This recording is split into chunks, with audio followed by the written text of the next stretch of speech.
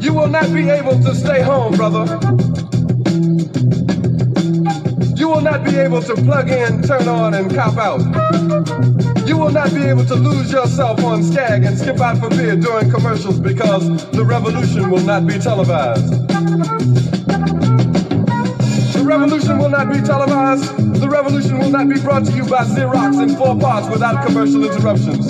The revolution will not show you pictures of Nixon blowing a bugle and leading a charge by John Mitchell, General Abrams, and Spyro Agnew to eat hog maws confiscated from a Harlem sanctuary. The revolution will not be televised.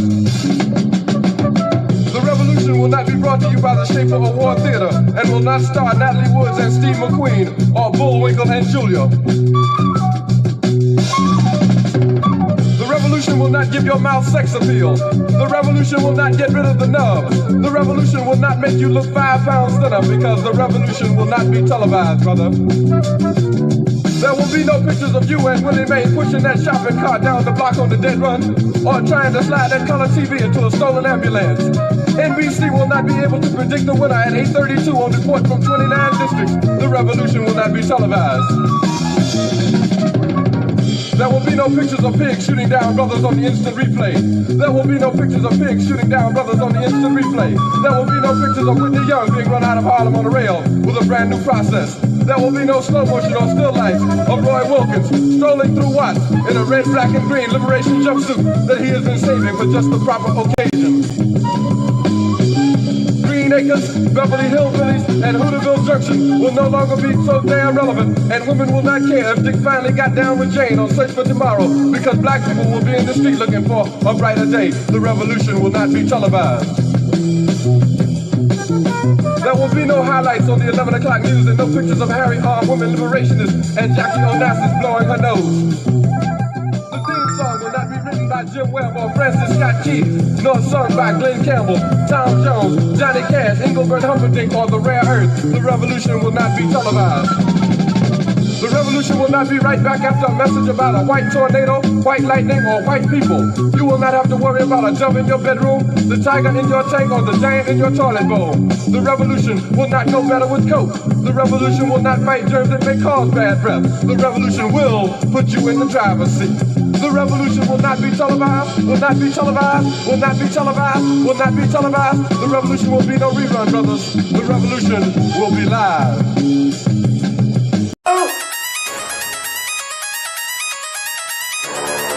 I'm talking about Shabaka going crazy. People going crazy in them motherfuckers.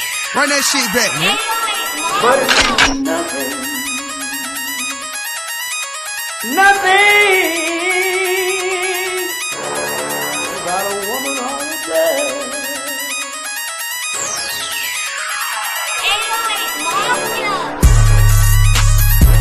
Man made the car.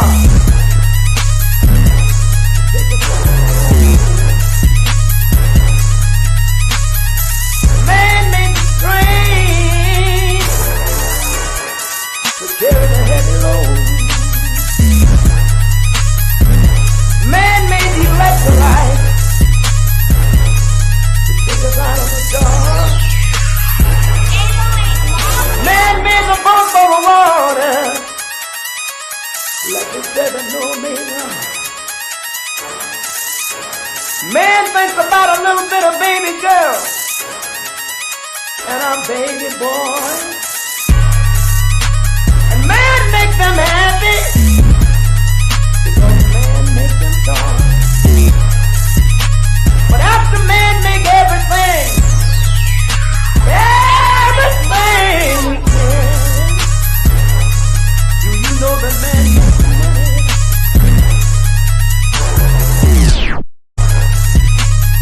To buy from other men. This is a man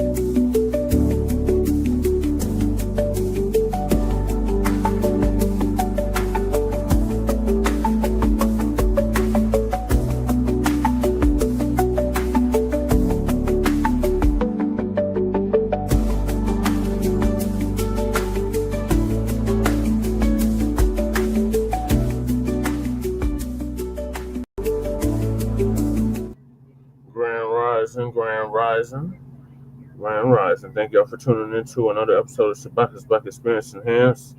This is season 10, episode 11 of Grand Rising with Shabaka and the Chase. Shabaka's Black Experience Enhanced. And we will be discussing these mysterious plane crashes and plane catches on fire at DIA after being diverted to DIA from Colorado Springs. In addition, the government shutdown is looming, where the government actually shut down, and the dump, as in human shit. And we want to make that perfectly clear. Trump's tariffs are hurting the U.S. economy, not helping it.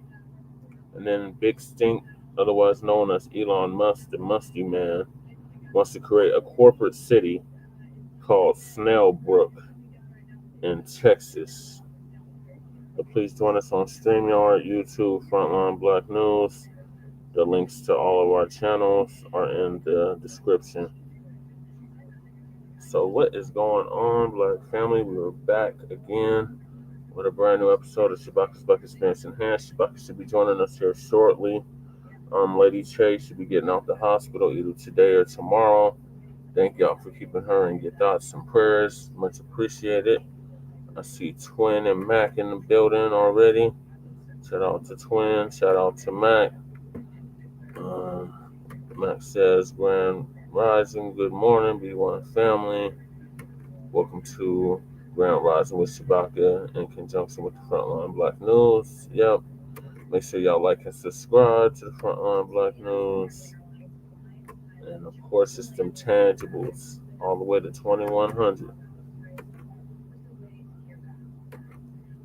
So I have some videos lined up for y'all. I'm going to get the queue queued up so we can hop right into this. Shabaka should be joining us here shortly, hopefully sooner rather than later.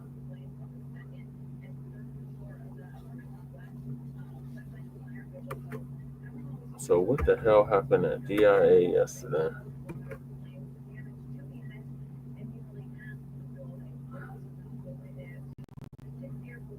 Let me pull it up for y'all. So y'all keep y'all in suspense. Let's see.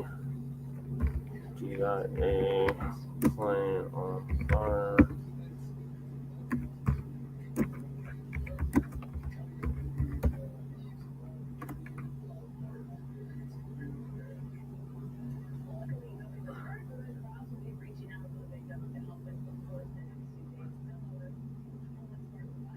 Let's see what this one's on.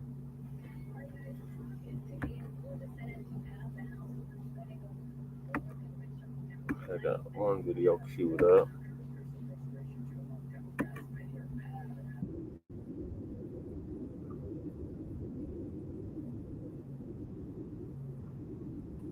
On an American Airlines plane at Denver's airport, according to a spokesperson. We're having trouble pulling that video up, but some of the video that we have seen shows some of the passengers standing on the plane's wing as smoke fills the air around them. And then there are a lot of images that are still coming in. Steve Patterson is in the studio with us right now. We're going to continue to try to get that video up to show you. But Steve, based on what you've seen, based on what you're hearing from airport officials, what's going on? Yeah, got it. I just saw some of this video. It is passengers literally standing on the wing of this plane. It's at Denver International Airport. The thick black smoke is sort of billowing. It appears to be off the side of the plane. Those passengers, we're learning from an airport spokesman, were sort of escorted maybe onto the wing and then deployed slides and were able to leave the airplane. We don't know, however, how many people are on board. We don't know if there's any injuries, the extent of those injuries. All this we're trying to learn, but we're hearing that directly from an American Airlines spokesperson. And based on some of these images, it does seem like this happened near the airport. It wasn't like, well, who knows? I mean, but it does seem like when the video picks up,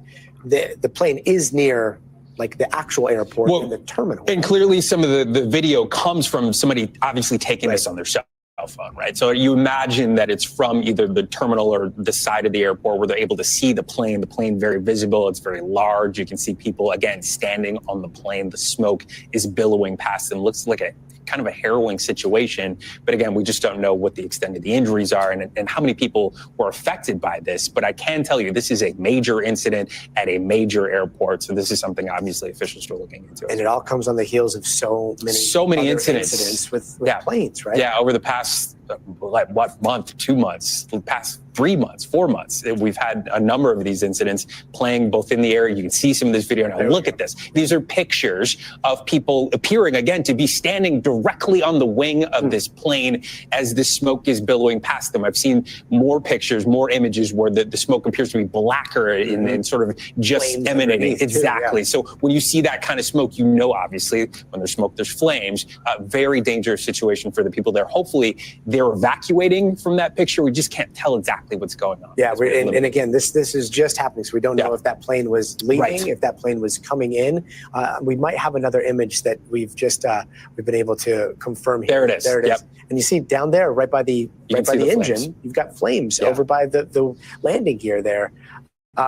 Again, this does seem to be pretty close to Denver International's terminal, right? Yeah, I mean, you can see how close it is. It appears to be to the windows, to where people may have been taking these images, and then the airport crew in the foreground, the plane in the background, the thick smoke billowing out of the plane, people on the wing. It appears to be very close to the airports. We don't know exactly, again, what the sort of lockdown situation is maybe for the airport, if they're trying to get people out of that wing of the terminal at this point, because it is so close that it might be dangerous for people who are just trying to catch a flight. And I'm monitoring some of the updates here. We don't have any updates on anybody injured or whether anybody has been transported to the hospital. We do see people on the ground running. And we're looking at some video that's about to come in here in just a bit.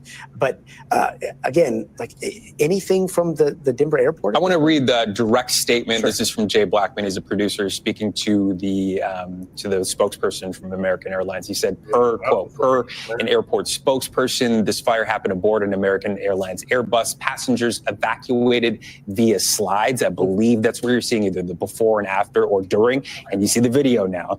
No word on injuries yet. That's the end of the quote. As you see there, passengers appear to be sort of fanning out on the wings. Maybe they are waiting for those slides to deploy so they can slide down and escape the aircraft. But again, as you said, we don't know if this is before a flight. We don't know if this is sort of in relation to a flight that's going to occur later on. And we don't know, again, how close necessarily that is to the terminal. Although, again, in the video, you can now see people in the terminal sort of watching this happen. Terrifying. I mean, and look at this video. I've never seen anything like this. And again, this last month has been absolutely insane. But you've got, looks like over a dozen, maybe 24 people on the wings. That's some considerable weight on that wing. And you've got somebody that is all the way to the edge of the wing there, trying to get away from that smoke that is billowing out from the other side. It looks like the other side of the plane. But, you fly a lot. I fly a lot. Of course. This is going to be an image, just like the other images that we've seen,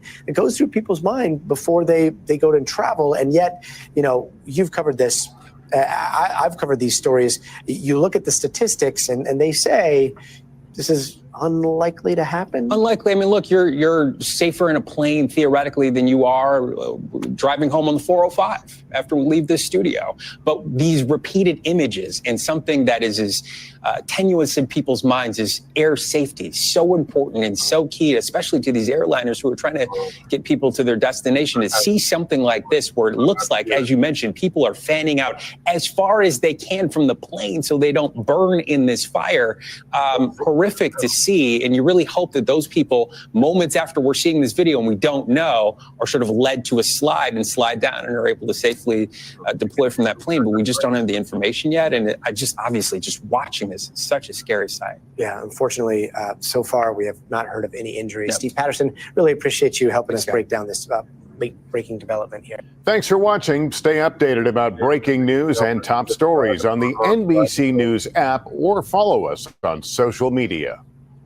And like and subscribe to Frontline Black News. We took off from Colorado Springs, and as we took off, I used to be a flight attendant, so I'm very tuned into what's supposed to be happening. And the engine made a really bad noise, and the plane shook. And I was like, whoa, this was literally on takeoff. I'm like, something's wrong here. And we got in the air, and immediately the attendant came on and said, I hate to be the bearer of bad news, but we've got an engine problem, engine failure, and we're going to have to divert. And I'm thinking, why are we diverting? Why don't we just turn back around and land? But then after that moment, we never saw a flight attendant. Nobody came around to check seatbelts, seatbacks up, none of that. There was nobody around. And I'm like, this is a problem. They know something's going on. And so then they started dumping fuel, and I knew that because you could smell it. And because I've done this a lot, flown a lot. So then they said, okay, we're going to land in Denver. The strange thing was, as I said, first of all, we didn't see any flight attendants. They just kept saying, there's a little bit of turbulence, but it's just the air. I knew it wasn't just the air because the vibration was different. Normally, in a situation like that, the fire engines would meet the plane on the runway, or they'd be lining up waiting for the plane to land. There was nothing. And it was a bad landing, and again, the engine made a terrible sound, and I'm like, we're in trouble. We got to the gate, and I thought, maybe I'm overreacting, maybe it's okay. And as we landed, then people were screaming in the back. I was in the front, so I was lucky. But everyone was screaming, there's a fire, there's a fire. And I This was when you got to the gate? Yeah, literally at the gate. And I was screaming, get the doors open, get the doors open. Because I used to be a flight attendant. They won't open the doors, and everyone, people start to panic. And so you worry about that whole stampede thing. But again, the flight attendants didn't say, leave everything behind, take your shoes off. And I know I've been through flight attendant training, and that's what you do. The weird thing again is these guys got off on the wing. There was no slides. People were jumping off the wing to the ground. I mean, the ambulances had to take a lot of people away because they jumped off the wing. There were no slides. They couldn't open the other wing because that's where the fire was there, right? The slides did deploy in the back. Wow. I was lucky because I was right up front, so I literally came off the jetway. But the smell was so acrid, and then you could see the flames, the black smoke, and then the fire engines came. That's our airport. What's going through your mind when you see that the plane is on fire? Well, you can only imagine. I really, and it's ironic because I just had a near-death experience with a car crash a few months ago, and I thought, this is it. It was really bad. But here we live to tell the story. The lucky thing for a few of us, we've all just been at a conference, a spa conference of all things. We're usually very zen people, but there's like 10, 12 of us, and we're all like hugging each other and trying to keep each other calm. We took off and it was fine. It was just like you could hear one engine was really loud, and it was about 15 to 20 minutes into the flight that they said that we were being diverted to Denver because of some rattling in the engine. And so we diverted to Denver, and we landed, and it was fine. Everything was fine. But then the minute we landed, it was like smoke started filling the cabin, and people started kind of screaming and pushing and jumping up and yelling. And there were people saying, don't push, and I was more towards the front of the plane. And so I got my purse, and there were some young girls beside me, and I was just like, don't worry about your bags. You don't need your bag. Let's just get off the plane. And so we were able to walk, because I was in 10C, so I was able to just walk off the front. But I know some of the people in the back, I saw the video afterwards, which was really scary after the fact. And they were so nice to us at the Denver airport, and Southwest Airlines came over. They brought food, they brought water, and everybody was so nice because we have been there for quite some time. So we're just now getting in. So and we had a great flight coming back. So it was good. Just glad to be home. I don't know, twin. Some really terrifying moments on a Denver runway. A Dallas-bound American Airlines flight bursts into flames seconds after making an emergency landing there in Denver. Watch this. Charlie 48, engine fire. Charlie 48, engine fire, copy. That could be it. And at Charlie 48, fire personnel is responding. A shortage of air traffic. So the flight was from Colorado Springs. It landed in Denver after the crew diverted, reporting, quote, engine vibrations to air traffic control. All 172 passengers on board. They were forced to evacuate via slides onto even onto the wing as smoke billowed out of the aircraft. You can see, we're going to show you, can see right here some of the moments. I mean, look, this is right at Denver's International Airport, people going out on the wing and crews coming to help, thankfully. As you can see, smoke around them, rushing in, crews right there to help put out the flames. This morning, the FAA investigating, and the aviation industry is just facing yet another unsettling close call scenario for air travelers.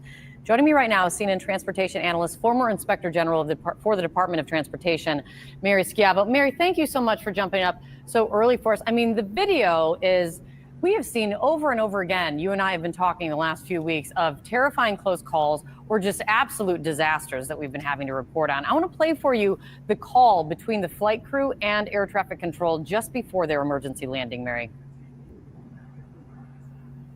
That's 10,006. Is there 1006? Is the verify not an emergency still, correct? No, we just have a high engine vibration, so we are cruising slower than normal. It seems that things progressed and seemed to change really quickly, because it seemed, from what I hear there, untrained, obviously, ear, how do you go from not an emergency to what we looked at upon landing so quickly?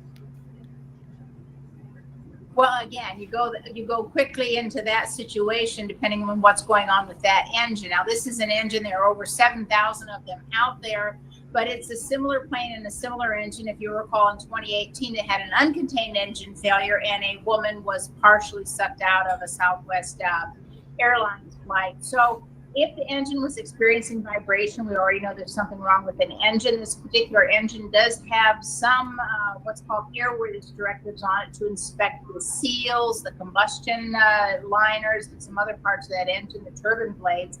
And it's possible that the what was just vibration turned into an engine failure, possibly even an uncontained engine failure. And that's where parts of the engine spew out of the containment housing of the engine, can break oil lines, other parts. It does appear that it was oil that was on fire rather than the fuel, based on the color, and that it was leaking from what appears to be the right engine as you're facing the forward part of the plane. If you're in back of the plane facing forward, it would be the right engine. And so there are a lot of clues here, and that the passengers had to stand on the wing is because they couldn't see the ground, and you can see in pictures there's fire on the ground, so they couldn't descend into a burning tarmac. So while it's dangerous to stand on the wing, particularly if it was a fuel leak rather than an oil leak or some other fluid such as hydraulic fluid, etc., but they couldn't descend into fire and smoke, so they really had no choice but to stand on the wing, kind of a makeshift measure. That's not how you're supposed to evacuate, but it saved them and helped them in this case. Yeah, the best of bad options is kind of what they probably were presented with, and having to just make those decisions. You know, FAA clearly investigating, and we'll get to the bottom of what happened here. Sounds to me, though, like, thank God for that crew. They saw, and they felt engine vibrations, and they got to the ground before absolute disaster struck. Mary, thank you so much for jumping on with me this morning. This flight was actually on the way to Dallas with more than 170 people on board when it was diverted to Denver because of engine vibrations. The fire started after it landed. 12 people went to the hospital with minor injuries. Joining me now to discuss this and everything that's been going on in the skies lately, CNN aviation safety analyst David Susi, who's actually in Denver. David, I have to keep reporting on these each time because it's having this cumulative effect on the public. What do you see about what's going on? Well, right now in Denver, they're trying to clean up what happened, but the fact that it was diverted, there was something that happened in the air. The vibration could have been caused by a number of factors. However, once it got on the ground, it appears that there was a fuel leak or fuel pour that got out onto the ground and then was struck on fire. So trying to exit this aircraft, and the fact that they got exited and out of the aircraft so quickly is really a testament to how well the crew is prepared to get people out of the airplanes. It's very concerning, though, how they had to go out. They couldn't go out through the tarmac door, the regular door. They had to get out through the emergency exits and the slides. And you can see that they actually had to go out onto the wings to then prepare to come down the slides, which means the smoke was in the cabin at the time. Can I ask, as someone who's an expert in this area, how are you thinking about flying now? I mean, we're seeing these moments where people are surviving, there are rescue efforts that go well, but what are some of the things you're thinking about right now? Well, that's a really good question, and for me, my perspective is quite different than most. The general public flying and watching these things happen, and they think that, well, it's still going to be the safest place to fly. We're still going to be able to be safe, and it will be, and you can throw statistics at it, but that still doesn't help many people that ask me that question. So what I tell people is that you have to be comfortable with flying. The worst thing you can do is, if you're scared of flying, if you think that all these things are going to cause a problem, just don't fly for a while until you get comfortable with it. That's the only advice I can give to you. But I can still throw statistics at you about the safety of flying and the millions and millions of people that fly and are safe and don't have any kind of difficulty getting on the airplane or have these fires and experiences. When we see this, it's our fear of that happening to us. We have to remember, though, that we've seen now two different events. One, that the aircraft crashed and rolled and no one was injured. No one, well, there people were injured, but no one died in that airplane that crashed and rolled. This airplane now, we have this fire that happened and no one was hurt in this one as well. So we need to condition ourselves to understand that there are tens of thousands of people trying to make this safe. And when things do happen like this, it's not the end. Yeah. What happens is there are people that are ready. Yes, and obviously in this incident, people were hospitalized, people are getting injured, but to your point, people need to sort of weigh their sense of risk. CNN aviation safety analyst Dave Susi speaking to us. All right, let's see what our partners and sisters in the No Black media got to say. Lisa Cabrera has been covering this something extensively. What Lisa got to say on that. Surprisingly, nobody was killed. Like, that's crazy. This is just caught on fire. As soon as it landed, it caught on fire from a fuel leak, they're saying.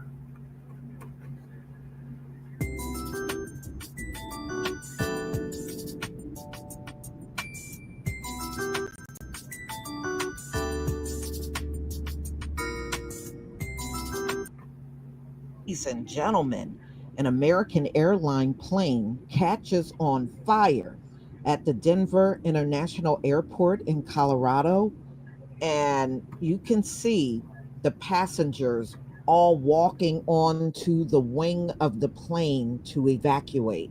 I'm going to go ahead and play the video, and what I will do is I will play it twice so that you can get a good look. Yes. It's only 15 seconds long. Like that. Oh, what happened? It's on fire.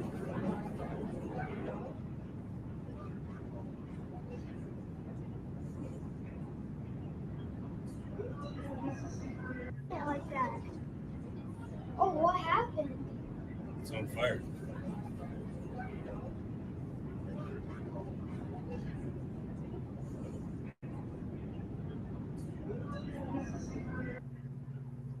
America, you got an image problem.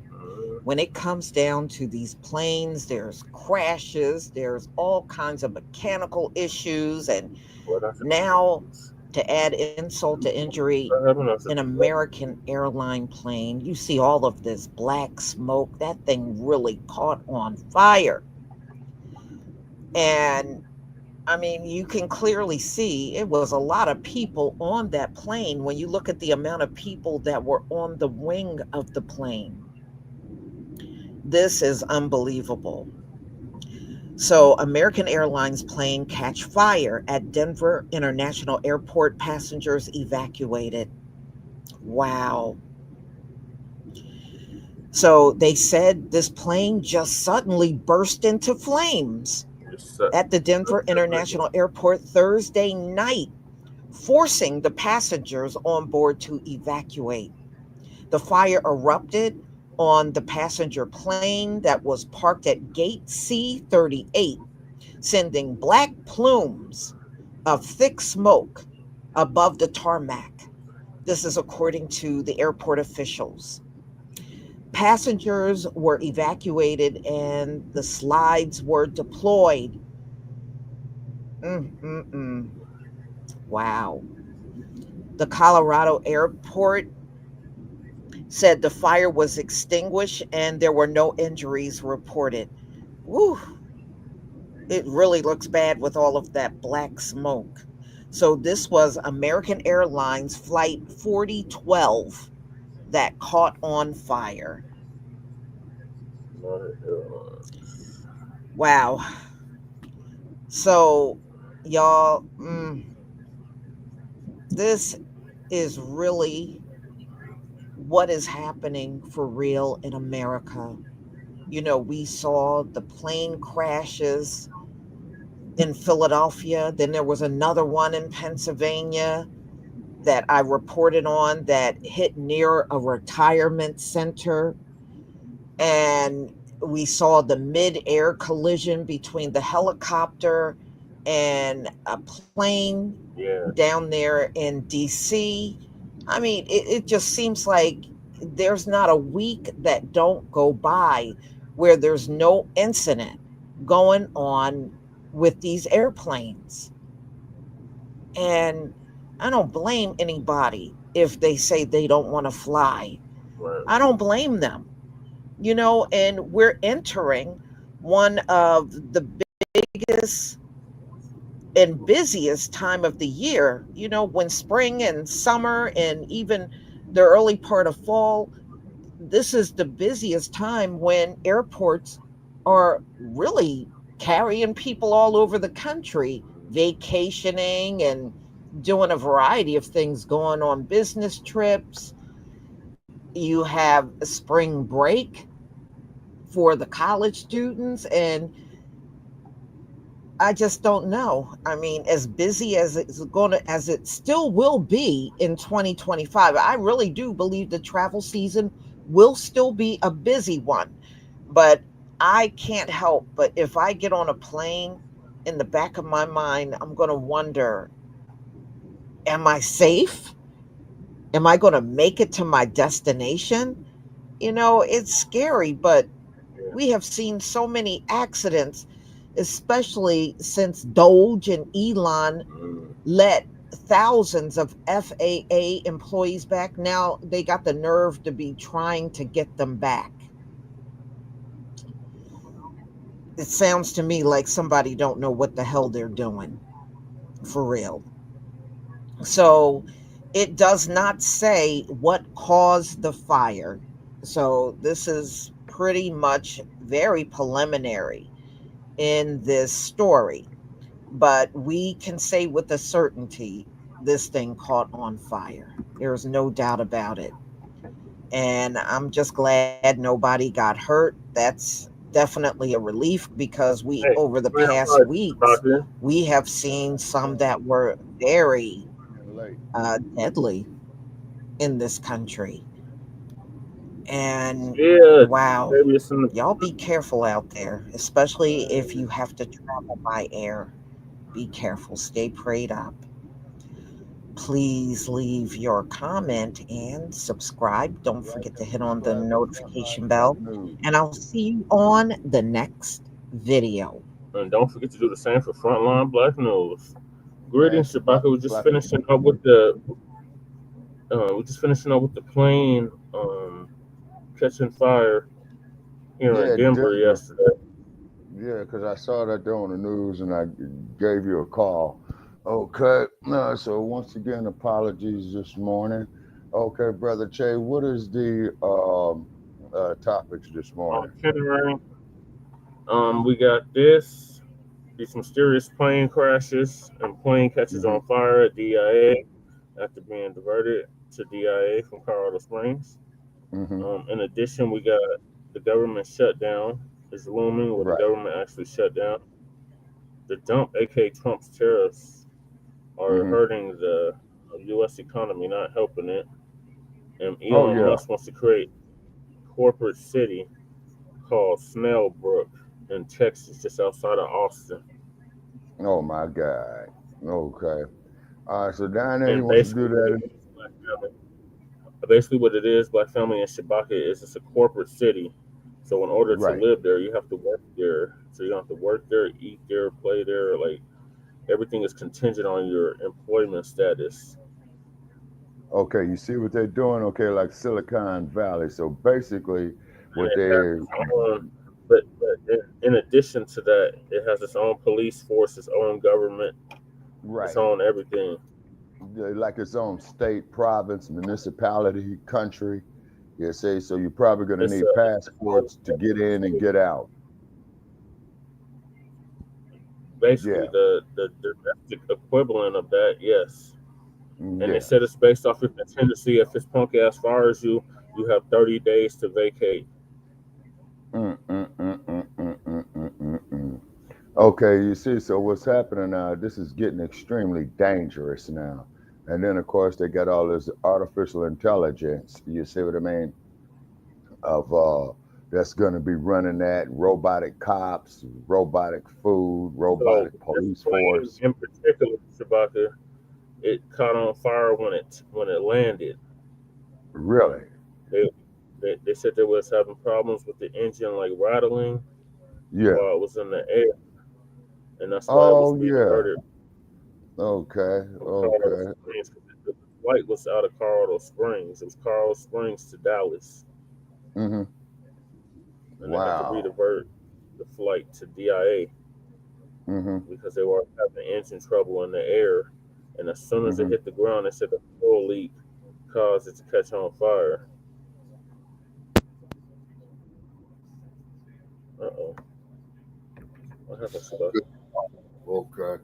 All right. So they're going with the shutdown. Okay. As you can I see, can barely hear you, Shabaka. with these tariffs. Okay. See, that's the beginning of it right there.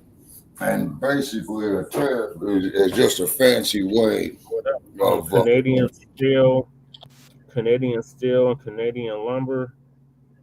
yeah. And then the Canadians, parlayed it back on alcohol. You see what I'm saying? I don't drink anyway. We're gonna get to all of the tariff stuff here shortly. But Yeah. I had another video I was gonna play on the plane crash, the one in Pennsylvania, the retirement home, which Lisa did a few days ago as well. Oh my gosh, into a retirement home. So wouldn't you think, man, that this is just too much coincidence? Well, since the drone attack, remember the drones? Mm-hmm. Ever since then, all these people have been crashing, falling off the sky, slipping off the runway, like what happened in Toronto. Mm-hmm.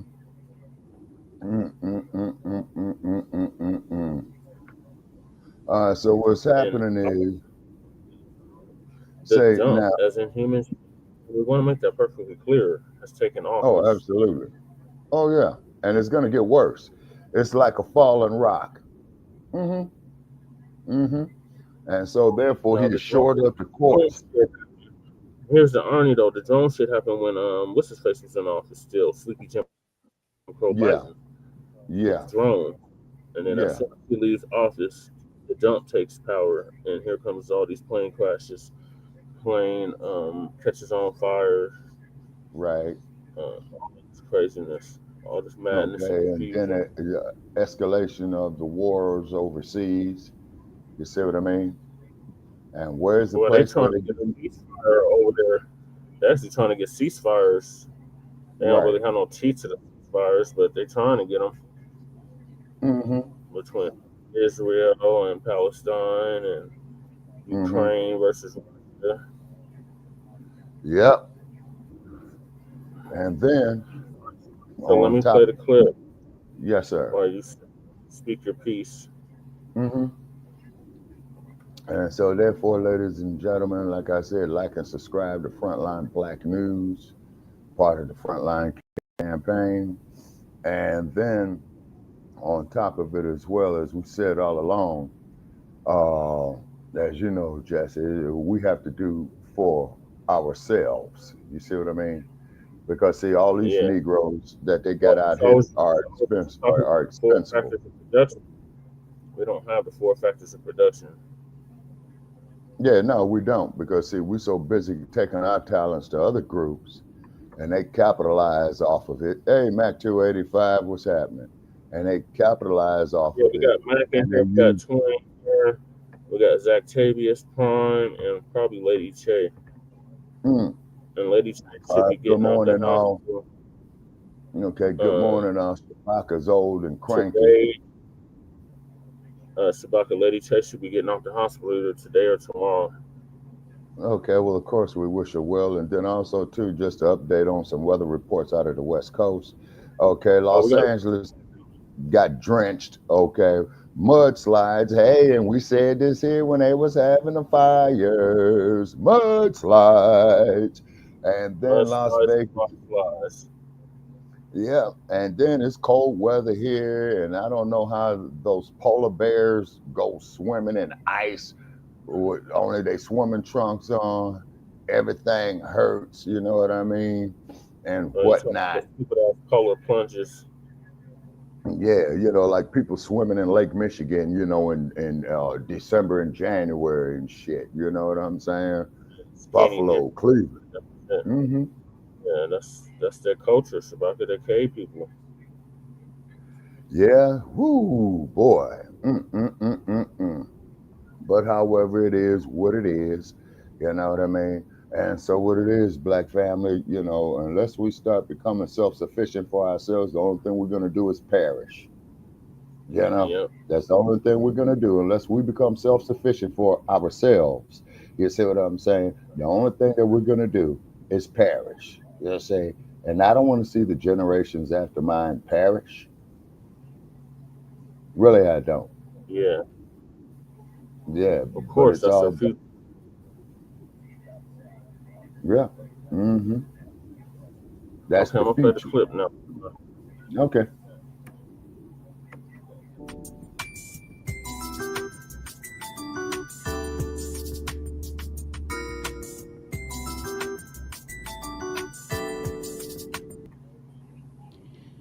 Ladies and gentlemen, there is another plane crash, this time Pennsylvania.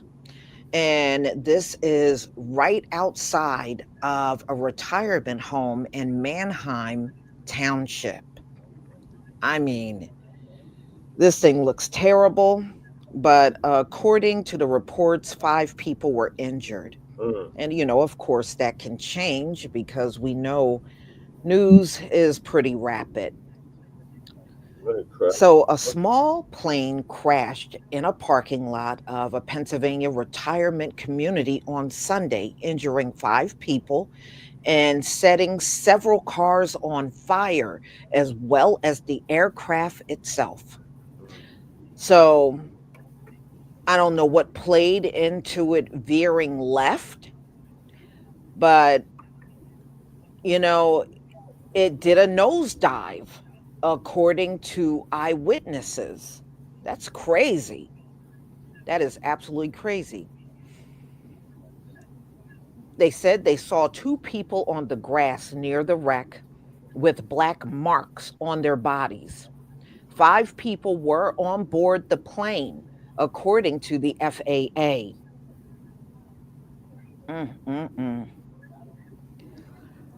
So they tried to contact the local fire and police department for comment, but I don't think they got anything. So footage of the scene appeared to show the tail section of a small aircraft on fire along with multiple flaming cars. Smoke was seen in, you know, surrounding the vehicles in the parking lot of the apartment complex. So I'm going to show you this video. So it's really quick, but it gives you some idea of what happened after this thing crashed. I mean, it took a nosedive. That's like crazy.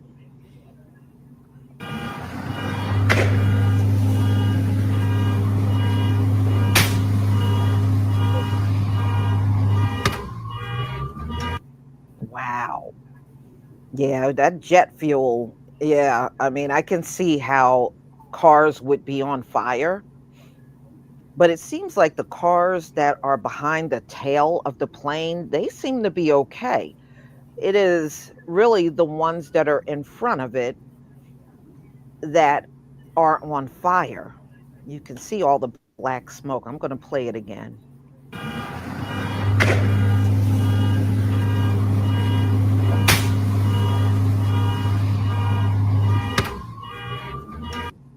Wow. Yeah, and that plane looks pretty mangled up. Just looking at it on the ground. So again, they did not report any fatalities, just injuries. Multiple medics and ambulances were on the scene at the Lancaster County crash, which took place at Liz's section of Mannheim near Lancaster Airport. So they said they were called around 3:15 p.m. The crash and emergency response have shut down nearby Route 501, according to the broadcaster. The plane was a Beechcraft A36TC, according to NBC News. It requested a land shortly after taking off from Lancaster Airport. So it just took off. And which leads me to believe this probably was some sort of mechanical problem, because this crash occurred shortly after they took off from the airport, almost reminiscent of Roosevelt Boulevard, where that plane, shortly after taking off, if y'all remember, and multiple houses were set on fire. So that's what it sounds like, but it does not have anything in here about mechanical issues. It's just my estimated guess. So air traffic control directed the Beechcraft to turn around, and at one point it said it couldn't hear the radio traffic because of all the wind noise. Pull up, a controller could be heard saying on the traffic control audio obtained by the outlet. The FAA is investigating. The National Transportation Safety Board is also expected to provide additional information. Our team at the Pennsylvania State Police is on the ground assisting first responders following the small plane crash near Lancaster Airport in Mannheim Township.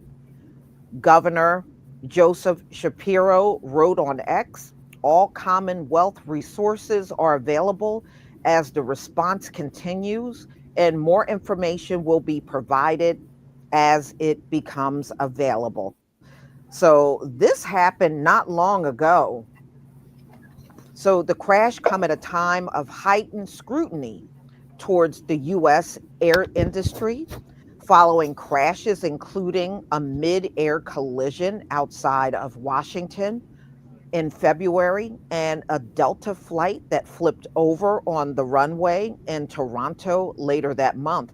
But I'm reflecting back to the one that hit where Roosevelt Boulevard was, and all that stuff caught on fire. Yeah, Philly. And that was in a residential area, and looked like this is also, near, right outside of a retirement home. So a medical evaluation. In Philadelphia. Yeah, Mad Dr. So they're D talking about the one in Philadelphia. The patient was a child, and they were there for a medical evaluation. And on their way out of the airport, they crashed, not far from the airport at all. So the Trump administration has reportedly pushed to work the White House advisor Elon Musk company SpaceX to incorporate Starlink satellite internet technology into its U.S. air traffic control system. Yeah, it's just a way for Elon to make more money. Like he doesn't have enough. No, actually, he has too Anyway, much. what that is, y'all, is what Elon will provide us communication. That's the contract they took away from Verizon and gave it to Elon Musk. That's what they're talking about when they are talking about Starlink. So, y'all, please tell me what you think about this video. This is absolutely crazy. For real. Please leave your comment and subscribe. Don't To forget to hit on the Frontline Black News. notification bell. And I'll see you on the next video. Peace. Yep, that's right, Shabaka. Make sure you like and subscribe to Frontline Black News. All right, what are your thoughts on these planes crashing, Shabaka? And the small Okay. plane crash in Pennsylvania. Okay, it's because you had this plane crash, then you had the other one there at what do you guys call it? DIA. Wait a minute, DIA. Denver. Yeah, out there in Denver. Okay, so what's happening is that you're having too much air traffic. Number one. Then with these computer systems, you got all these AI devices in it, you know, from the laptops to the cell phones and stuff like that. And actually, it's just a matter of technological overcrowding, you see. And already, as you had mentioned in the first story, of where they want to have these corporate parks, okay, and gated communities, you know what I mean? And just like I was saying, that's pretty much what San Mateo County is all about, and Santa Clara County is all about, is because it's real posh. You see what I mean? And then, of course, you know, they having people more and more hungrier out there, you see. So basically what it is, you know, like we said about the projects, okay, what happens, man, when you confine a bunch of people together, just like how you do rats, and you put one piece of cheese in there, they're going to kill each other for it. You see what I mean? Okay, so therefore, so that's a spillover situation for them as far as genocide is concerned. You see what I mean? And then, of course, you got these tethers, Uncle Toms, coons. You see what I mean? You know, and I believe what's the term that your generation is using? They're gatekeepers. You say? Gatekeepers and tethers. Yeah, you see, so all this stuff here is coming together. You see, they want black men effeminized. You know, they want black women out there bed wenching. You see what I mean? So what it is a systemic measures to eliminate the black male. See? And now, with all this air crashes and stuff like that, what's going on in the political fervor, everybody's saying, I will let the politicians handle it. Let the politicians handle it. You see, then you got all these tethers, coons, yassa bosses. You see what I'm saying? Oh, well, that don't have nothing to do with me. Fool, don't you see? It's just a matter of time where the police, the policy enforcers, are going to start stepping to you. Hey, come with us. Well, what's the charge? You know, my rights and all that. And they're going to say, hey, F your rights. Then they're going to start locking you up. Just like they beat that brother to death over there in New York State. You see what I mean? Oh, yeah, Robert Brooks, yes. Yeah. Okay, so then you got this Yassa Boston, ass scratching, no good, Brandon Johnson, Eric Adams, Karen Bass, okay, politicians. Well, I'm for all the people and all that. Don't you know that these other groups, when we say that they are laughing at us? They're saying these fools is real stupid. Just like John Henry Clark said, that when them filthy pilgrims just came over there to the quote-unquote New World, and, you know, like Thanksgiving, where the Native Americans that went up there, hey, we're going to show you how to farm, we're going to show you how to cook, and all of that. And John Henry Clark said that them pilgrims and them Europeans says, well, this is going to be a lot easier than we thought. You see? Yep. Same principle is applying right here, except they're doing it with high technology. They're going to want you to do all your banking over this internet. You got these hackers out here. You see what I mean? You know, and whatnot. Then you got this. Moving with the blockchain. Yeah, and then you got Negroes out here.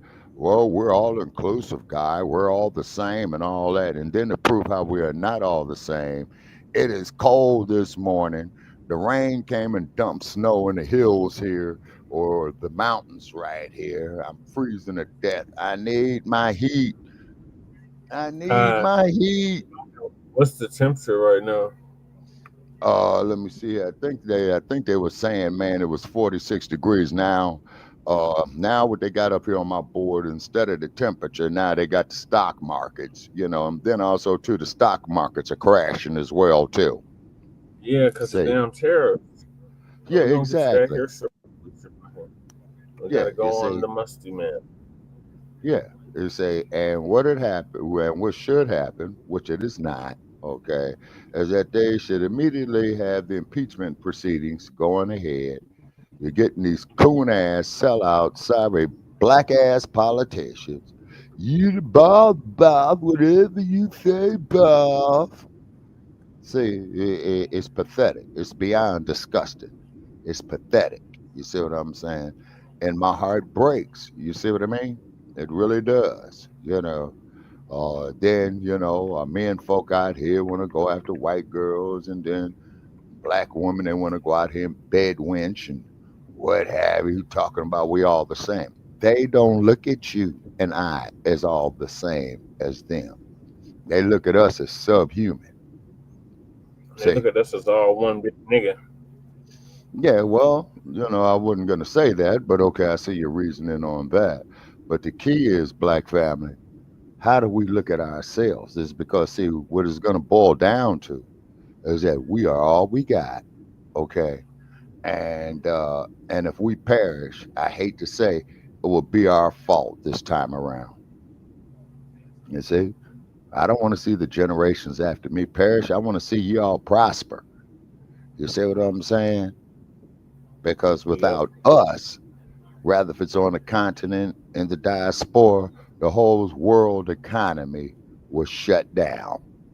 You see, and they know this. And this is why they try to keep us divided. Hey, twin, yeah, facts, man, you know. Facts, yeah, chime in, twin. Give us some feedback, man, on what you feel about this. And then, ladies and gentlemen, you know, check out us on StreamYard. Okay. And then check us out on Shabaka's Black Experience Enhanced, you know, on StreamYard. We only got a few weeks left. We need donations, you know, to keep this platform up. Okay, so definitely hit Brother Che, you know what I mean? And we're trying to expand it. And then also, too, we need more of our black youth. Did Brother Che get the PayPal? Is it fixed, or what's going on with that? Yeah, I'm waiting on a refund now. I got approved for the refund, so I just gotta wait for him to give it back. They should just get all new. Can they do this? Can they even give you an all new PayPal account?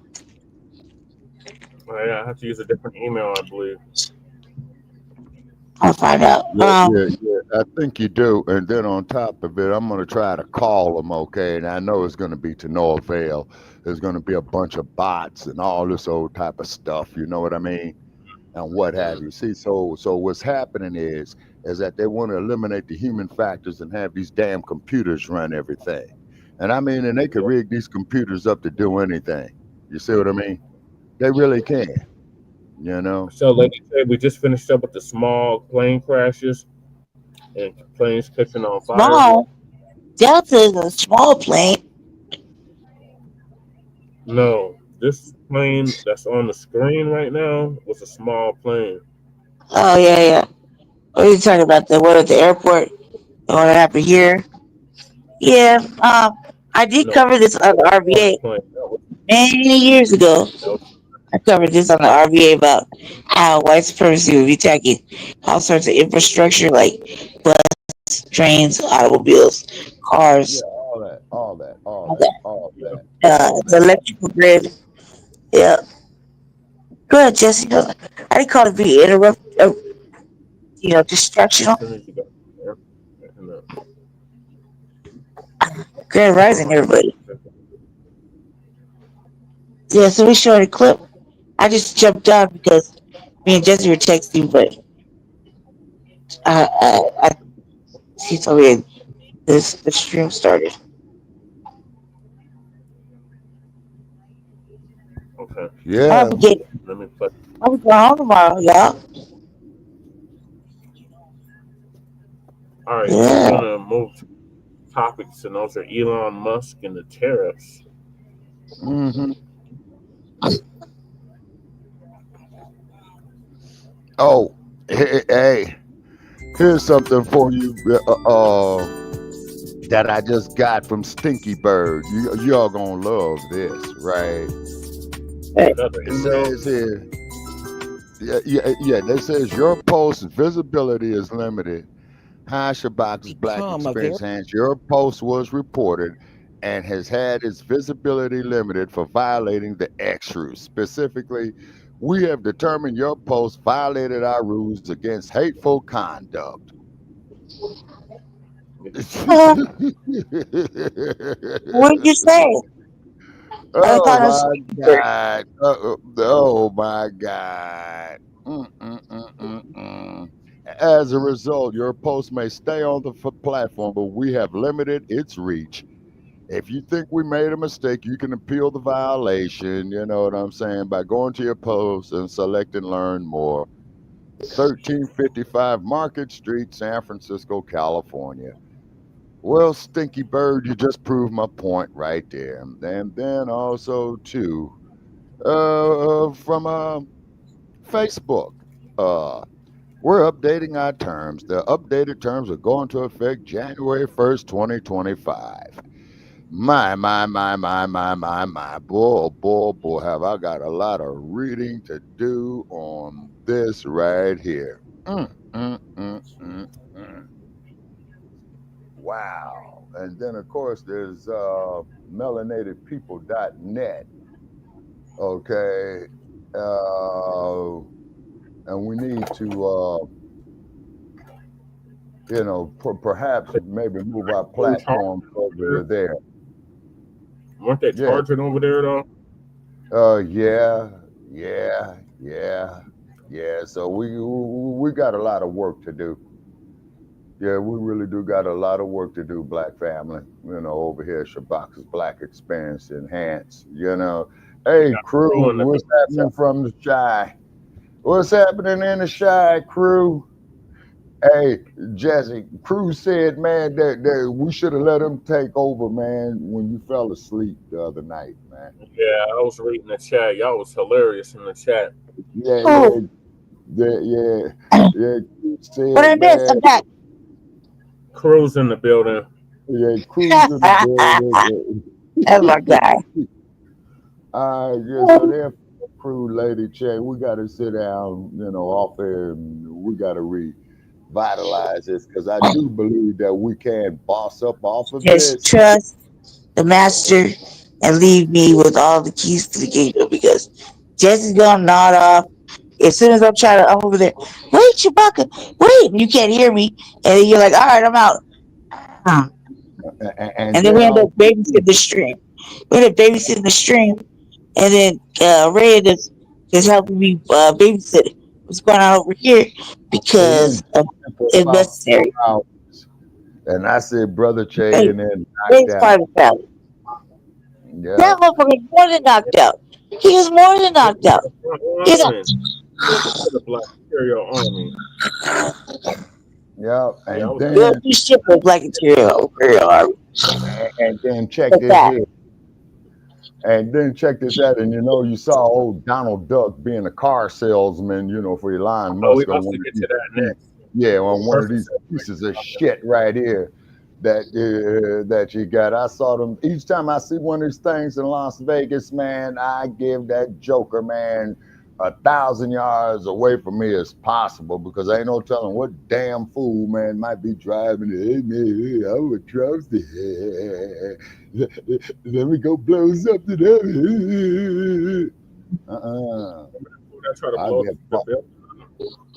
Man, I get away from them as possible. You know what I mean? As far as possible.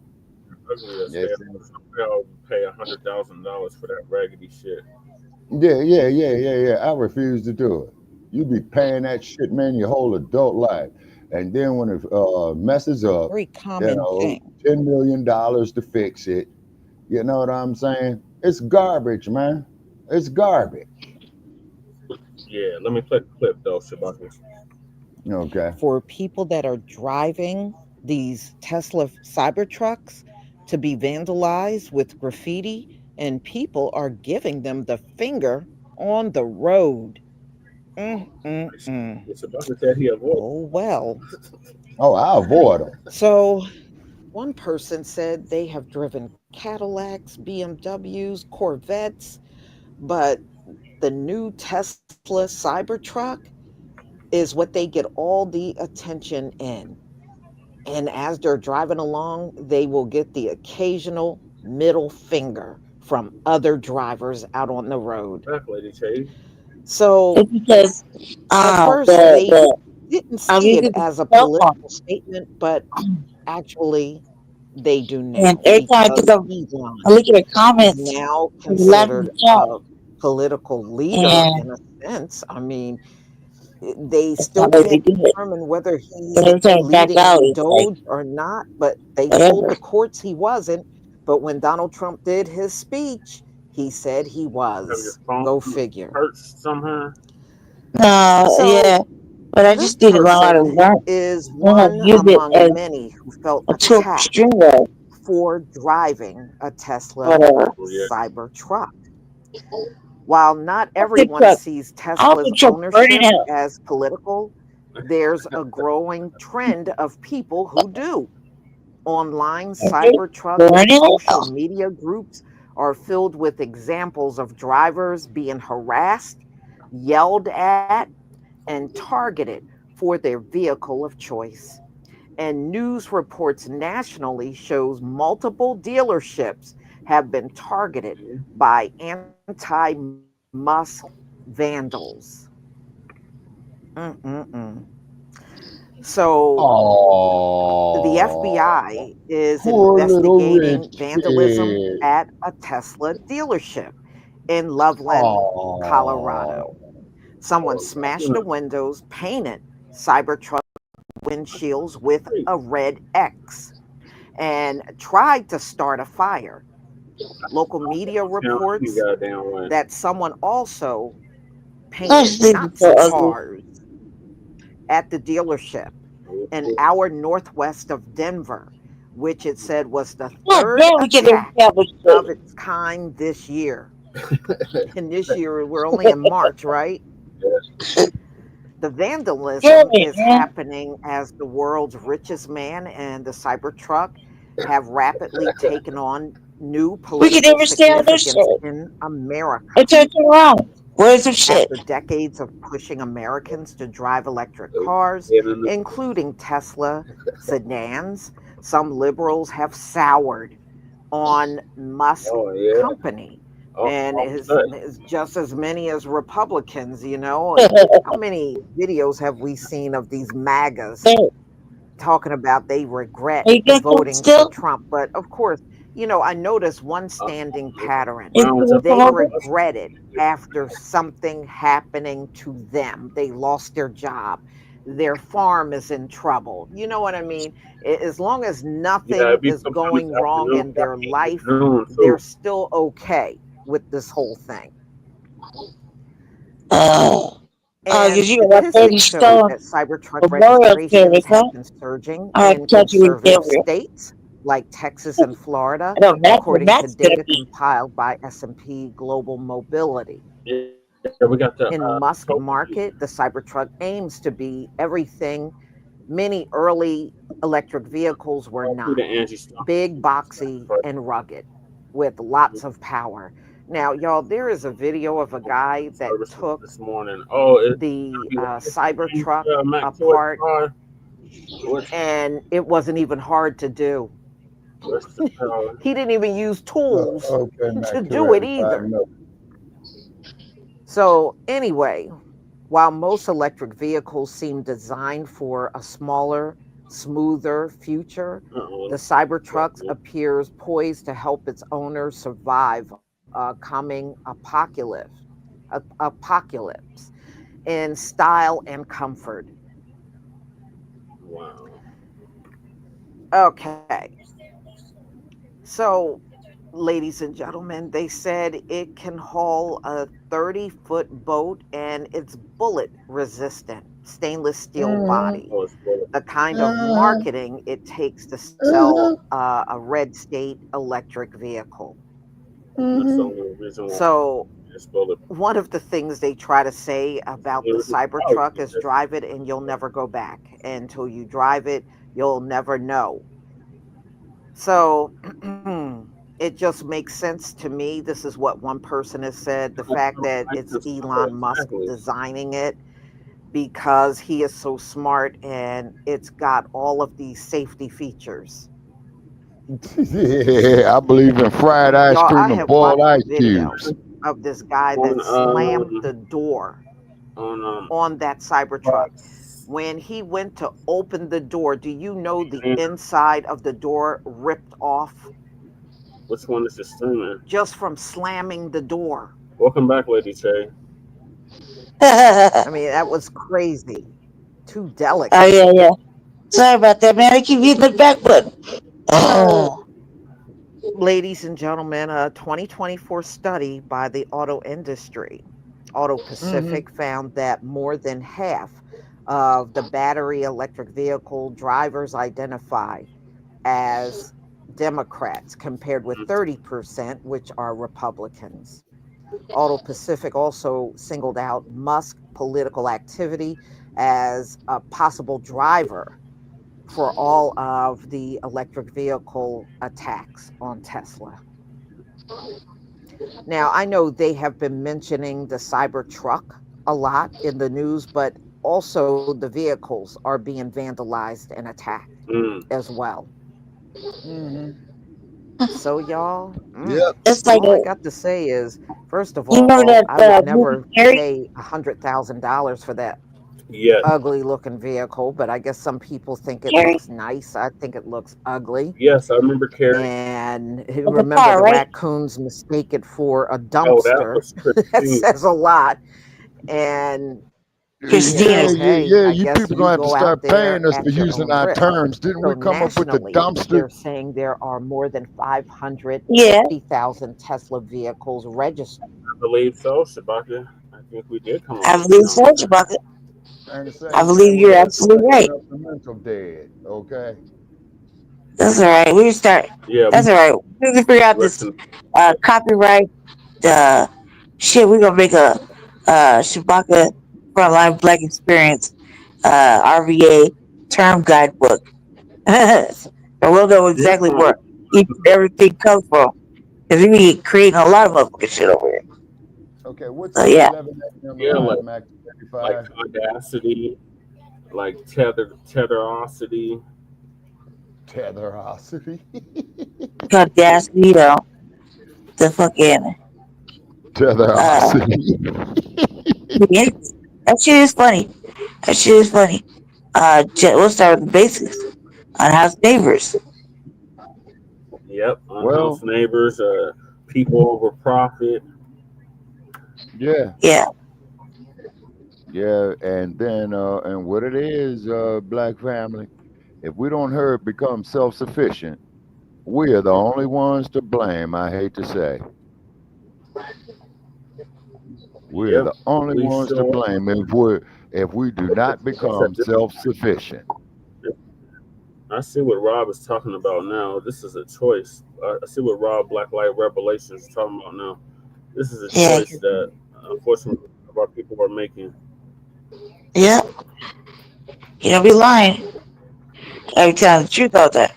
But because it's tedious business to keep us at this state of mind all the time.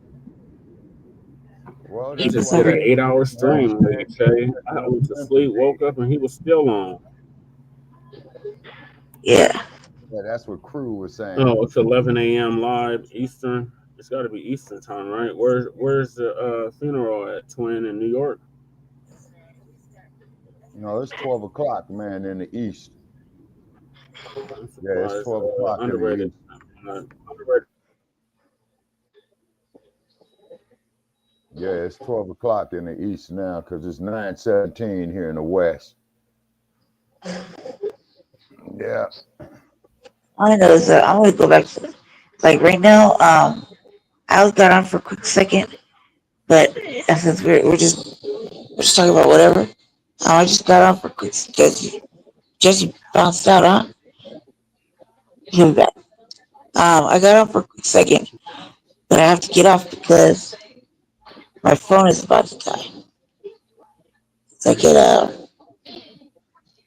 weird at percentage level. I was at 14%, so I have to go. I gotta get charged up. I don't know where the funeral services are going to be held, or if they're going to be on TV or not. I don't know what a janky ass rooms they got. Janky ass network system. How can cables in one spot? And Connected, like, y'all. Thank you for like holding it that. down. Yeah. The I gotta channel. go. Back to 285. I fell asleep twice on Rob's stream, Crew says. Yeah, that was a long stream. He did an 8-hour stream. No, man, you guys doing marathons. Yeah, Oh, we this need to is do a pretty marathon for some in fundraising. a minute. Yeah, he hasn't done it. We were doing marathons. That's when I fell asleep. Mm-hmm. Yep. All right. So, babe, I guess I'll see you later on. Uh, later on this afternoon or whatever. Yeah. Don't Okay, forget Lady to K. get treated like you're going to the airport. Can't have nothing. Yeah, or the courthouse. Okay, Yeah. that too. Can't have nothing. So, all right. And from what I All right. understand in Los Angeles, they're doing all that screening with all the municipal buildings. Now this is just because, whatever happened the other day. This is like we got Yeah, they're doing that St. Patrick's Day shit. You know, what do they call it? Racially hated on, I guess. Right? ableist. What did they do to us, Jesse? Shit. Oh, racial harassment, racial Racial harassment. profiling. Yeah. See, my medicine kicked in. Racial harassment. In airport and courthouse in my state just can't go through security. Oh, can I talk about that real quick? I want to say this. Yeah, go You know, ahead. the brothers in Lincoln Heights or whatever. Yeah, Lincoln They Heights got and they started Cincinnati. getting real. They started getting real militant and got dressed and started patrolling the streets. Right, driving around, Yep. making sure the kids get to school. Just walking the Yep. streets and stuff, armed or whatever. Right now, family. I get down with everybody else is saying. That's exactly what the fuck we need to do. In each state or each city, and I'll make sure to get my section done to where I can find out what we need to do because we have to knock the dust off of Bark, which is the Brothers Against Racist Cops banner, Yeah. and to then write our Panther banners up. And just keep them same inflow because ain't nobody gonna keep us safe. That's just like anybody else would say. And it's true. Just like anybody gonna take us to the hospital. We're gonna do any of that. Unless we have to. It's an absolute fucking emergency. We need So our own hospitals. we need a lot of our own things, but also too, you see what kind of people are here, Period. right? That are here because them people don't want to do the right thing. Either they want to act like coons and whatnot. Oh yeah, we So, gotta deal with the raccoon problem as well. yeah, like when I do the RVA, or receiver. when I do the RVA, later on tomorrow or whatever, when I do the RVA, I'm gonna go on about that because some real ugly shit happened to us here, Yeah. and then just try to keep getting it settled or squared away. It's just getting it worse, so I just think. This is your last day there, so goodbye and good riddance to that damn hospital, old racist ass hospital. Motherfucker, a whole billionaire charging $15 for a fucking dinner plate. $15. Hey, crew. Crew says I'm gonna get a Coleco Jack lower receiver safety settings are parlay, safe, plunder, fire, and R fun mode. Okay. And then on top of it, that we've been emphasizing that I know about for the last 12 years on Shabaka's Black Experience when we were with Blog Talk, where a lot of our youth need to start, dealing with STEM curriculums, science, technology, engineering, and mathematics. Because you got to figure out a way how to counterman this crap. Because Stinky Bird, him and Little Stink, all right, they just having too much power. And then, too, for the federal workers who've been laid off, from what I understand, Brother Che, I got an unconfirmed report is that the federal courts are putting a screeching halt on it. Well, you know what I mean? But the question is, yeah. The internet. And the question is, and then you have more legal knowledge than me. And the sad part about it is that the Supreme Court selects the cases it chooses to review. Yeah. You see? And that process could take up to 2 years. Man, that process could take up to 10 years. Man, come on now. Well, it could take as long as they want it to take. Recently, because what they do, man, is that they make their rulings after all the damage has been done. You see what I mean? Yeah, so Musty Man been under attack. So Musty Man's been under attack. Not only has his vehicles been under attack, but he's been personally under attack. That the Ukraine is supposedly cyber attacking him. He was just Twitter was just attacked cyberly, and Elon Musk blamed it on the Ukraine. For all we know, man, they could be working in cahoots with each other. You see what I mean? Lisa gonna get because Lisa been on this mother like flies on stink. Let's see. Okay. That's all he is, the stinky man. Yep. Yeah, him and Little Stink, who told Trump to shut up. Yeah. Shut up. You're not the president. Yeah. Yeah. Yeah, that's what Little Stink I'll beat says. that kid's ass. You see? That's baby motherfucker Hitler. Look, baby Hitler's out with making his rounds. Does that little motherfucker go to school? In the building. Shout out to the Jab Jamboree. Then he got school or something. Can't nobody take that little motherfucker. So hey, Jab, you doing your road work, man?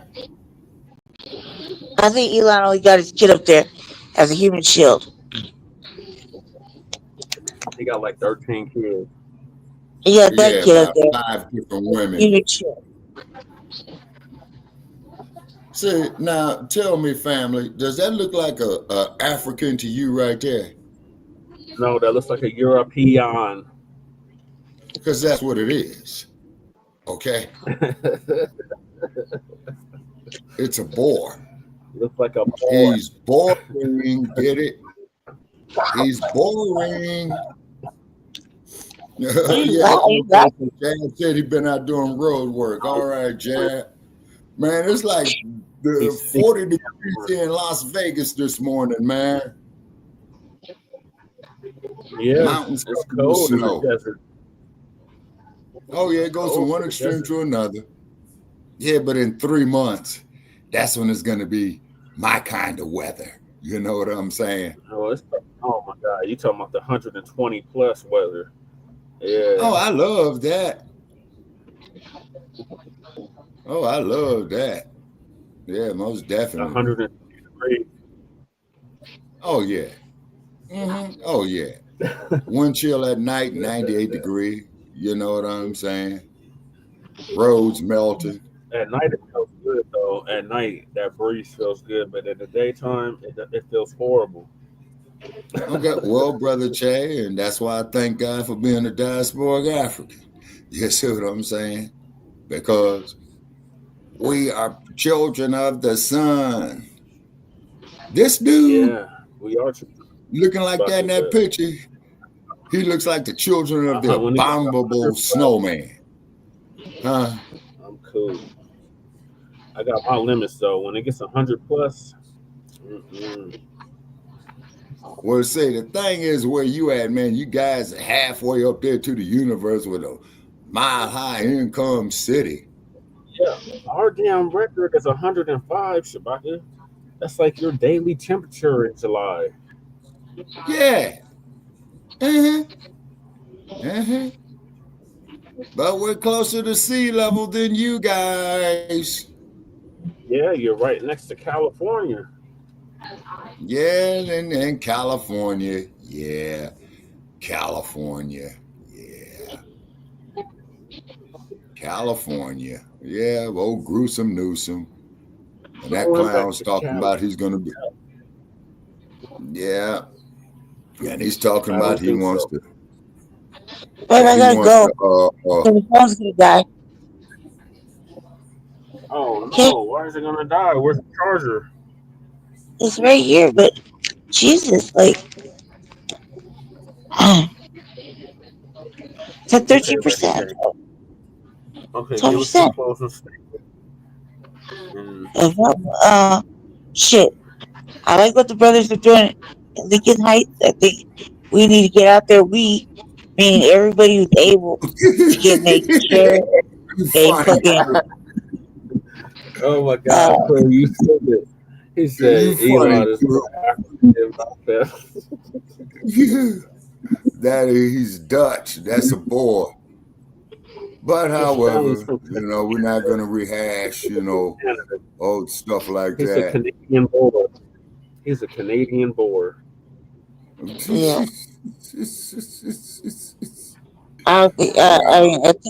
Hey, here's a question for you, Crew. Now, Crew, I'm just up there messing with your head, Crew. You're going to love this one, Crew. Riddle me this, Crew.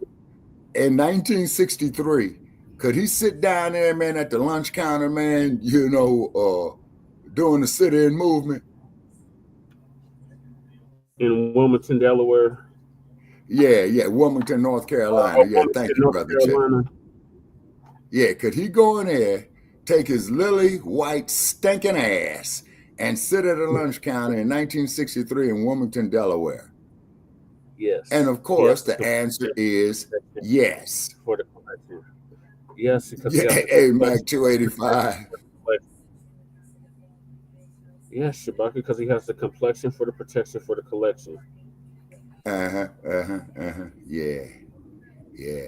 I thought it was just me, man. I don't know nothing, man. I'm just an old bastard, man. Seen a lot. I don't know about that, Crew. I wasn't around.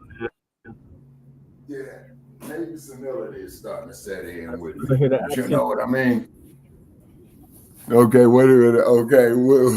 Okay, Crew says Africans could also just not Black Americans. I beg to disagree, because if Kamala took her ass down there, they'd be giving her the business too. Same thing with Kwame Nkrumah. The same thing with Jomo Kenyatta. You see what I'm saying? Same thing with the homie from the south side of Chi. Prior to 1965, they wasn't letting in African immigrants like that. They wasn't even letting in Caribbean immigrants like that. No, but I'm talking about 1960. Wait a minute. Yeah, and when did they start sitting there at F.W. Woolworths?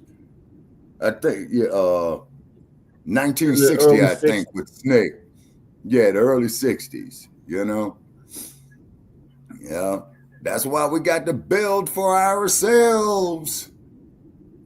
Say. Well, where's Akon City? Where's who? Where's Akon City? We still waiting on Akon City. Okay, yeah. Malcolm proved that point. Segregation applied to Black American Negroes also. Okay, crew, could you please specify, sir? He's saying that even Malcolm X, before he was assassinated, said that segregation only applied to Black American Negroes because there wasn't a large African diaspora population prior to 1965. Shabaka, they were not letting in immigrants through customs, through U.S. things like that. Right, and didn't we do a story? And didn't we do a story a few years ago, Brother Che, about you brought that to my attention, where they go through the indoctrination process to get here, and the first thing they tell them is do not associate.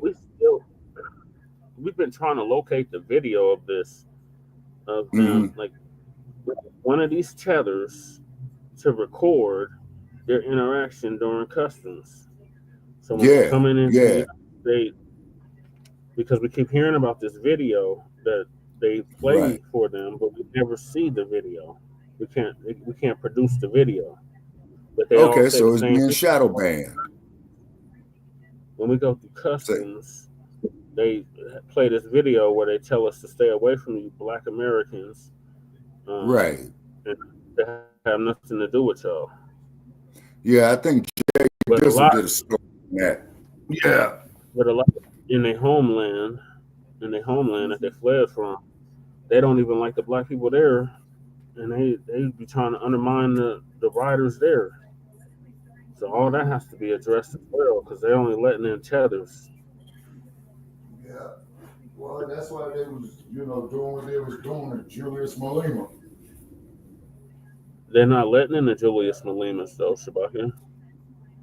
Yeah. I remember a debate Malcolm had just to this topic. It did not apply unless you were one was FBA. Huh. Do you remember who he was debating with?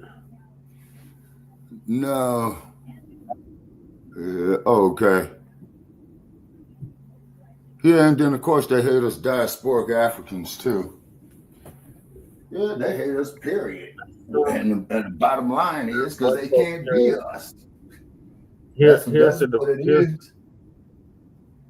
factor though, Shabaka. He's saying as soon as the white folks hear the immigrant accent, they allow them to use the main door.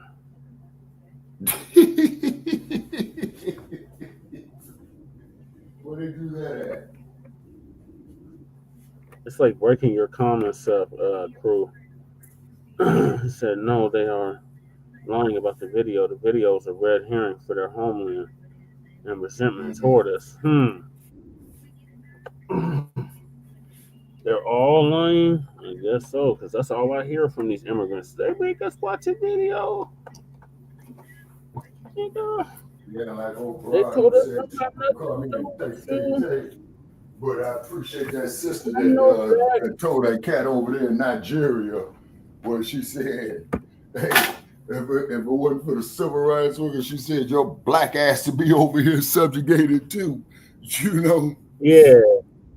Yeah, it was you that showed that video of Brother Che. Yeah, the one she was playing with her, she was braiding her hair or something, and she kept saying, I'm not here I'm here to take. I'm here to take. So how do you deal with that within the diaspora? When you got literally people coming over here from the diaspora that want to have nothing to do with us. You have to educate the people, Brother Che. You have to educate the people. See, And that could be, very difficult at times, you know what I'm saying? And I did it over the course of my lifetime, but to quote Bruce Lee, take what is useful, leave what is useless. You know what I'm saying? And what have you. Shabaka. Now, you know goddamn well in the court of law, if you tell them, I didn't know that this was against the law, what they going to tell you in the courtroom? What they always tell you in LA County, ignorance of the law is no excuse. Yeah, exactly. That's what they tell you in the kangaroo courts. You know what I'm saying? But let this stinky bird bastard go in there and say, whatever. Oh, okay. And they start kissing his ass. Yeah, it's 44 degrees out here in Las Vegas, y'all. I need some sun. It's 43. It's 43 here in Denver. Damn. Yeah, I need some sun. Bones is aching. Yeah, we ought to be about a month from now, man. We ought to have an average temperature of 98 degrees. And then in June, hey, and dear white people, dear white people, this your house nigga Shabaka boss, and we love you so much, Master Whitey. And come out here in the desert, Master Whitey, and see what your house nigga ass scratching current Shabaka saying, Corey. I help you, Bob, to make sure that we ain't sick, Bob. Because when you get a cold, Master, we get the flu. Yeah, Bob. Oh, and that's another thing too, Brother Che. Good, glad you brought that up. On these measles that's happening down here in the great state of Texas. Yeah, it's a spread from Texas about here. It's in New Mexico and Arizona. Wait a minute, man. You mean to tell me that shit is next door to me? Yep. Oh, man. Oh. Yeah, they got some cases in New Mexico. Wow. It's near me, too. My. I don't know there's no cases in Colorado yet, but it's in New Mexico. Yeah, so in other words, man, this is a pandemic, too. Okay, let's be real, people. You know what I'm saying? And we need to get our... Huh? That was part of your going to school, your immunization. You had to have a measles shot. Yeah. And I told you, man, is that I remember, let me see, this was in the 1960s when we had to go to school and your immunization card, they had a card with your name on it, right, of all the immunizations that you had to go. And I remember they gave me something at the LA County Health Department, right? And do you know, man, I still got this puncture on my arm from that. And over the course of my lifetime, that thing would swell up and I would rupture it, man. And it would be dirt, stuff that looked like wax that come up out of it. You know what I mean? Oh, Shabaka. Yeah, and for about 20 years. Your parents should have sued the hell out of that school district. Yeah. But you see, this was, years later, both parents are gone. They're saying that there was down in Los Angeles, you know what I'm saying? And then also, too, I'm just putting it out. And I remember going to school during the time of the Vietnam War. And I remember this picture. I will never forget this picture. On Newsweek magazine, there was a prize-winning photo of the little girl who was burned by napalm, and it showed her burned. Oh, that and must running. Was that against Bayard Rustin? Who was he debating? He said he was baiting some coon. Oh, so many coons that were back then. Coon on a white show. Okay, crew, please specify. It was probably I'm trying to remember the show. It was probably okay, because Bayard Rustin marched with King.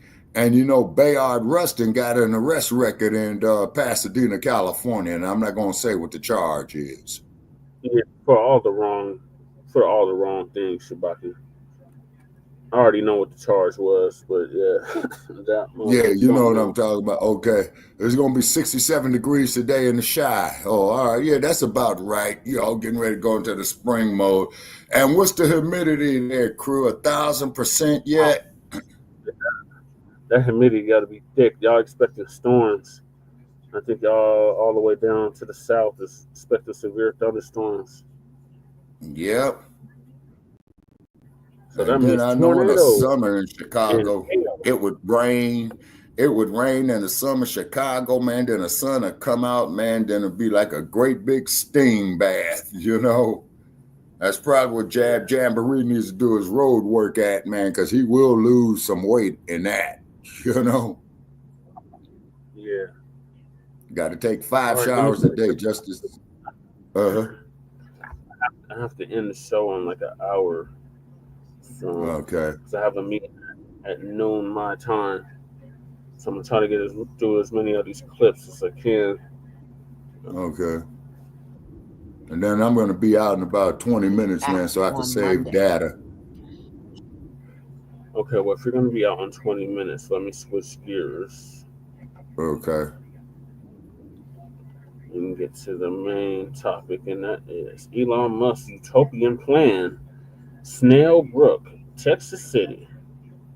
So the musty man, stinky man, Big Stink wants to build a corporate city, and it's just outside of Austin, Texas, called Snailbrook. Down there with Governor Bud. Yep. And old Ted Cruz. Is Ted Cruz still the U.S. Senator from Texas? Yep. Yeah, he might go pop another Corona and tell everybody to kiss his ass again. That was beautiful.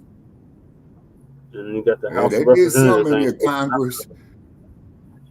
Yeah, they did some in the Congress.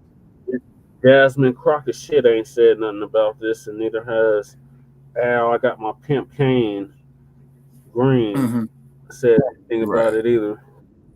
Wow. Well, like I said, the only cosmos, where stars twinkle with the promise of political adventure, person I'm and supporting is planets Jesse whisper Parrish. secrets of the universe, there lies a plot of Earth known as South Texas. Here, in the midst of what was once a quiet coastal strip, Elon Musk, the human who seems to have swallowed a galaxy of ambition, has decided to turn a patch of sand and sea into his very own spaceport, with plans so audacious they make the Hitchhiker's Guide to the Galaxy seem like a pamphlet on local bus routes. Starbase, the starting point. Musk's mission in South Texas, nestled near Boca Chica, has been dubbed Starbase, a name that sounds like it was plucked from a sci-fi novel where the hero invents faster-than-light travel in his garage. This isn't just any industrial complex. It's an entire ecosystem designed to serve the singular goal of making humanity a multi-planetary species. According to posts on X, Musk envisions transforming this site into a full-fledged city, essentially his way of saying, why settle for a launch pad when you can have a whole metropolis dedicated to rocket shenanigans? The birth of Texas City, or Snailbrook. Snailbrook aims to be a utopia where Musk's employees can live, work, and probably dream of Mars in their sleep. Picture this, a place where the buildings might look like they're straight out of a spaceport, with roads possibly named after space missions, or, knowing Musk, maybe even a street called Doge Lane, for his favorite meme cryptocurrency. The plan is to build this on thousands of acres outside Austin, making it a sort of Texas utopia along the Colorado River. Here, the air might be a tad bit more electric, not just from the weather, but from the collective buzz of innovation. Homes could be offered at below-market rents, which sounds like a good deal until you realize living in Musk City might mean you're just a short commute from your job, or your job might be your commute. Who knows with Elon? But it's not all rocket science and below-market rents. Modular homes, a public pool, a gym, and an outdoor sports area are proposed, making it seem like a company town with a space-age twist. Imagine community gatherings where the topic of conversation might shift from last night's barbecue to the next lunar mission schedule. This venture into city building has been met with excitement and skepticism. Some locals might be wary, wondering if their quaint town will morph into a scene from a sci-fi novel. But hey, in Texas, where everything is supposed to be bigger, why not aim for the stars with your urban planning? Imagine a city where the future isn't just a concept, but a daily reality. That's what a city like Snailbrook, with Elon Musk's futuristic touch, would be all about. From the get-go, it would serve as a beacon of innovation, where every street corner could spark the next big tech idea. With Musk's companies like SpaceX, Tesla, and the Boring Company in close orbit, the city would become a hub for groundbreaking collaboration, propelling ideas from one venture to another at the speed of a Starlink satellite. Economically, this place would be a titan, pulling in talent from every corner of the globe, much like Silicon Valley but with a Texan twist. This influx would create high-tech jobs and stimulate the local economy, from housing to local businesses catering to this new tech-savvy populace. Sustainability would be at its core. With Musk's commitment to green solutions, we're talking about a city covered in solar panels, with infrastructure for electric vehicles and possibly even underground tunnels for transportation, making it a living showcase for sustainable urban living.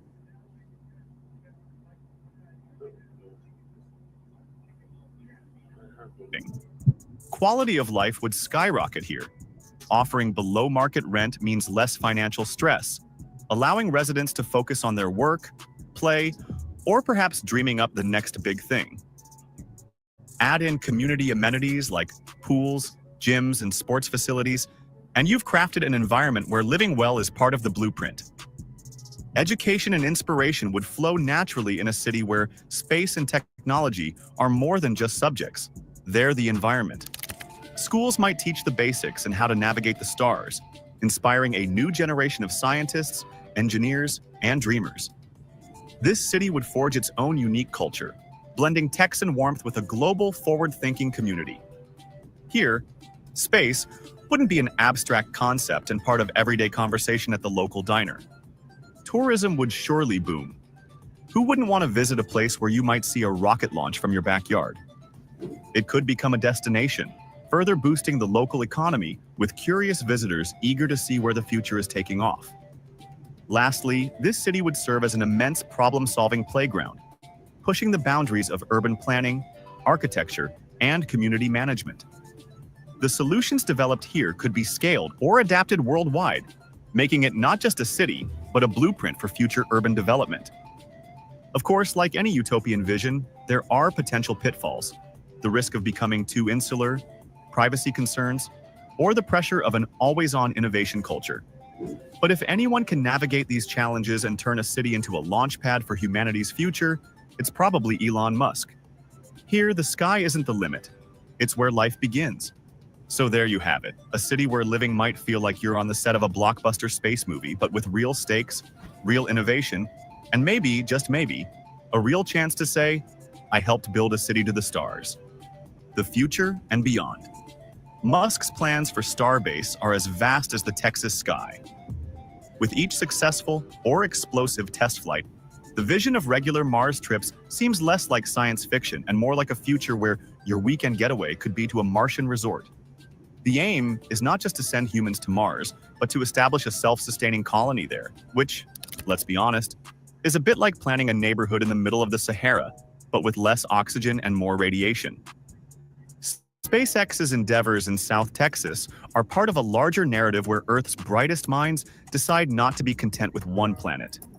It's a story of humanity looking up and saying, let's go places, even if those places are currently uninhabitable, cold, and far less appealing than a beach in Florida. But Musk and his plans are not just about the destination. They're about the journey. This journey includes learning from each fiery misstep, pushing the envelope of what's possible, and occasionally, quite literally, pushing buttons that make things go boom.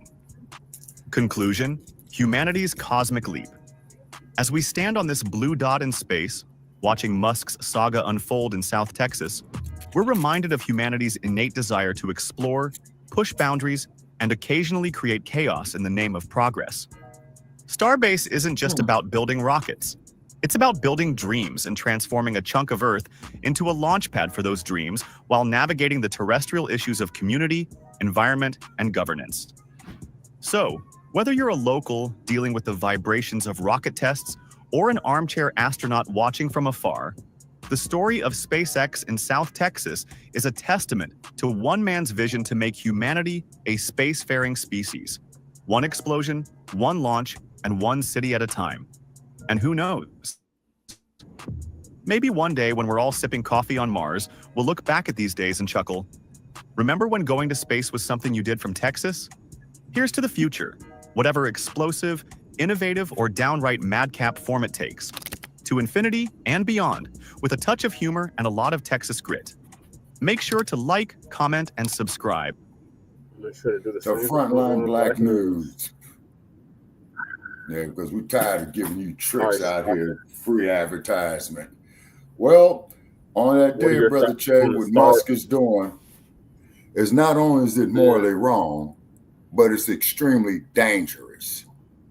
Prelude to genocide, in my opinion.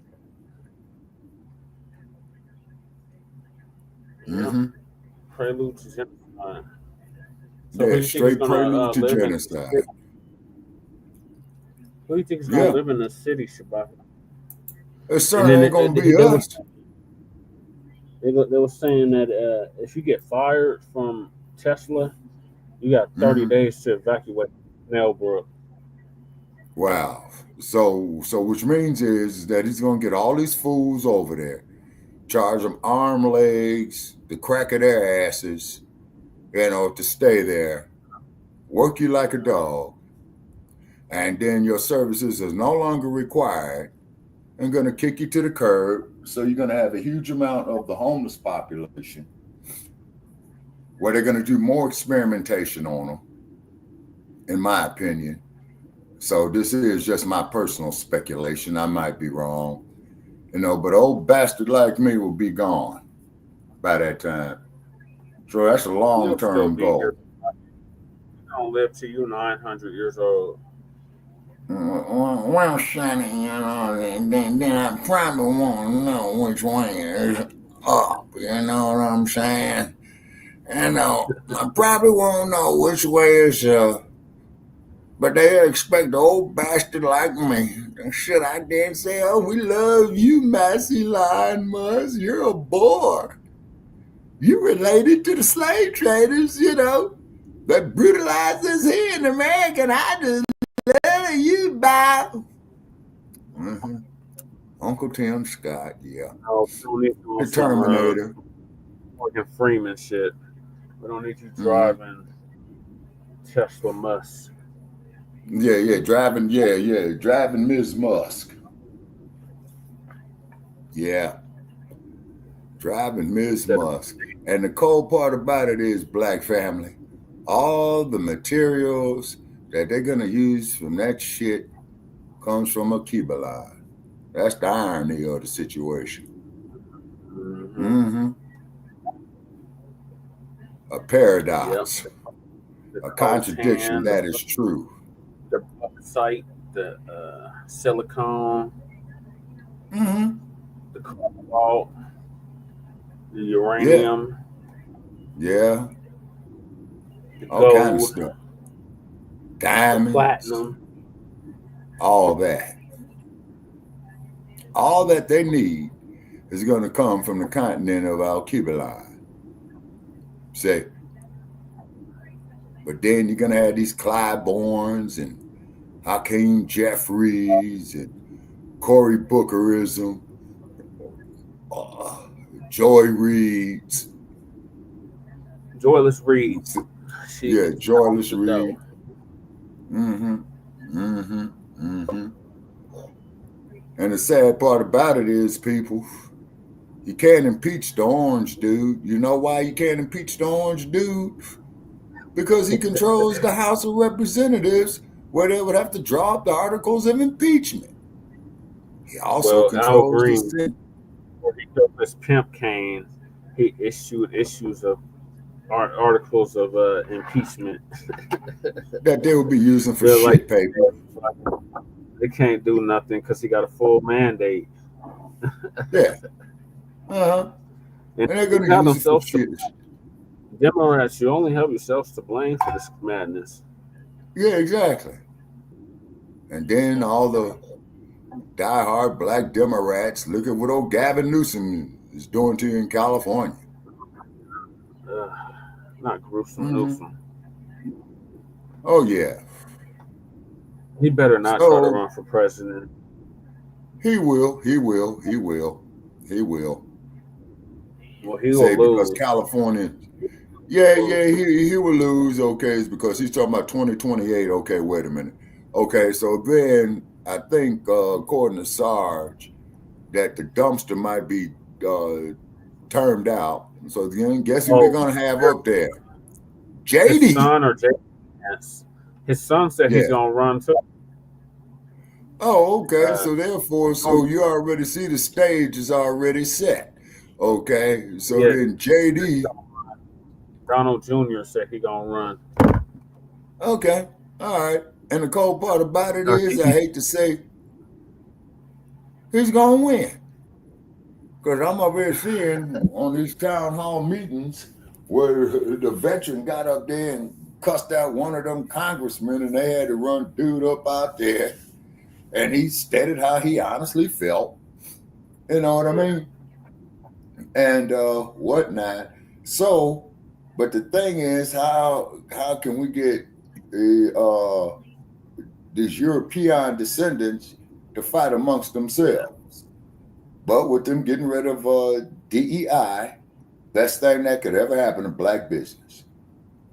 Yeah. And then you winos with them tariffs going on. I think that's still with us. Let them fight amongst themselves. Oh, while absolutely.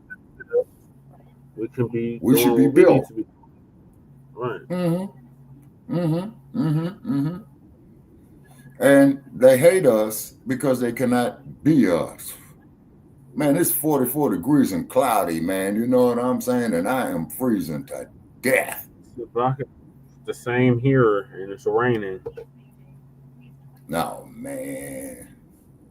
Yeah. And I'll never forget when I was there one winter, and I was talking to people in Southern California, and I fall down in the snow, and they're going to sit up there and laugh. Oh, I was toe up. Yeah, straight fell on my ass in the snow. Last time Shabaka came, it was a blizzard, and I warned him. I said, Shabaka, don't come in March. That is the craziest time of the year to come to Colorado. And what does Shabaka do? Come in March. And then had tethers knocking on my door. Hey, man, I need a few dollars. Hey, man, check this out. You better get the fuck away from my door, man, because even me, with my broke down ass, man, they're going to need an ambulance to carry you up out of here. Mm-hmm. All right, Shabaka, we're going to conclude at 2 hours, like we normally do on block. Yeah. So we're almost there. What's your closing statement? Closing statement is, I thank God for being a black man. You know what I'm saying?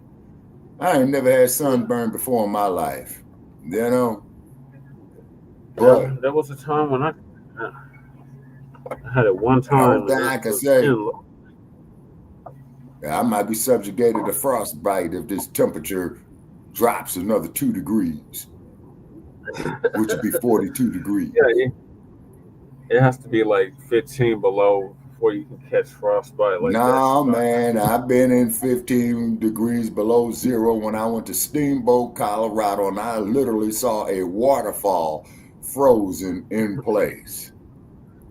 Yep. A waterfall, mind you, people, frozen in place. Yeah. You know, Niagara Falls freezes over too. My gosh, and so does the Great Lakes too. Yep. Yep. Yeah, people going out, polar bears going out there swimming in Lake Michigan in sub-zero weather. You're crazy. Horrible right now. Shabaka, they had a whole crash on I-70 near the Eisenhower Tunnel. Oh man, and that Eisenhower Tunnel is about 5 miles long. Yep. Yep, I've been through the Eisenhower Tunnel. And then that there's I-70, which will take you to 15. And you take that there due south. Then it's going to take you right out there to the low desert. And the low desert, people, is a mile below sea level. Out there in Palm Springs and what have you, a mile below sea level. It is arid out there for real. You go wash you some clothes, hang them up on the clothesline. By the time you hang up your last garment, the other ones will be dry. Yeah. So thank y'all for tuning in. Season 10, episode 12 of Grand Rising with Shabaka and the Chase in conjunction with the Frontline Black News. Join us tomorrow for a brand new episode of the Frontline Black News, as well as the RBA, the Revolutionary Agenda. In the meantime, make sure you like and subscribe to all of our platforms. Frontline Black News on YouTube. And we're gonna try to do a Shabakas. And then depending on what our schedules is, and I call you off the air, we might do a special edition of Shabaka's Black Experience on StreamYard as well too. And we need donations, people. Huh? Tomorrow or today? No, this is gonna be for tomorrow because I got a whole lot of paperwork that I got to do today and whatnot, and check my mail and all that. You know. So 3 shows. That would be 3 shows. Yeah, we might as well, man. And then also too, Brother Che, you got the email address up there. You know, please use discretion when using it.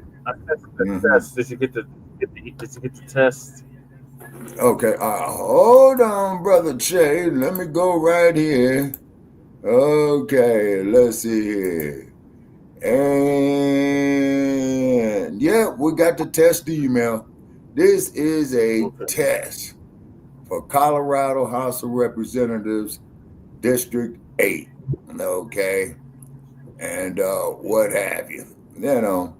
And so then old Stinky Bird, you know, is up there telling me on Twitter where, you know, limiting your access because something about hate mail and all of that, and you know, and all these slanderous accusations, you know.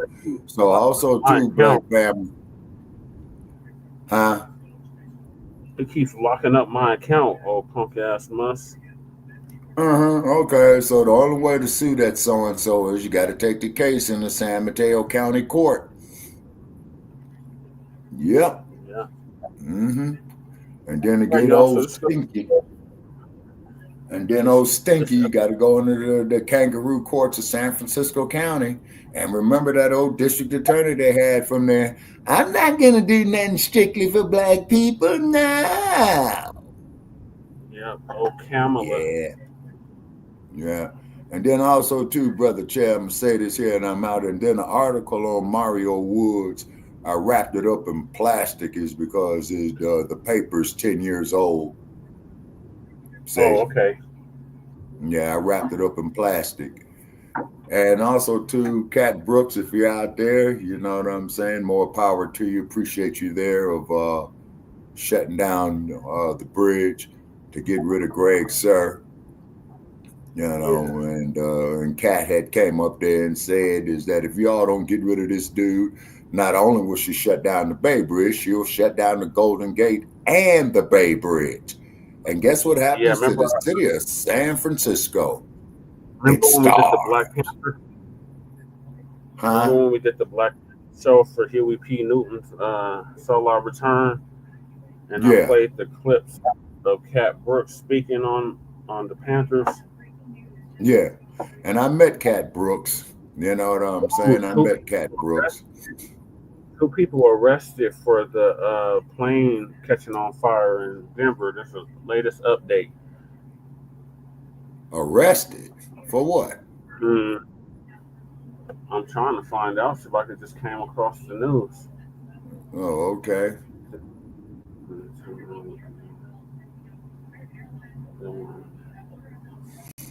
Underneath the plane.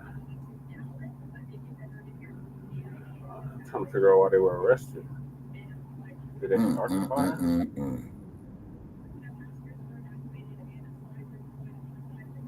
They're just talking about the plane catching fire. Wow.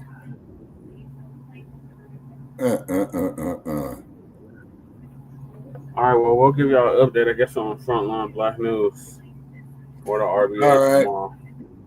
Okay. All right, folks. So this is Shabaka saying call for Frontline Black News.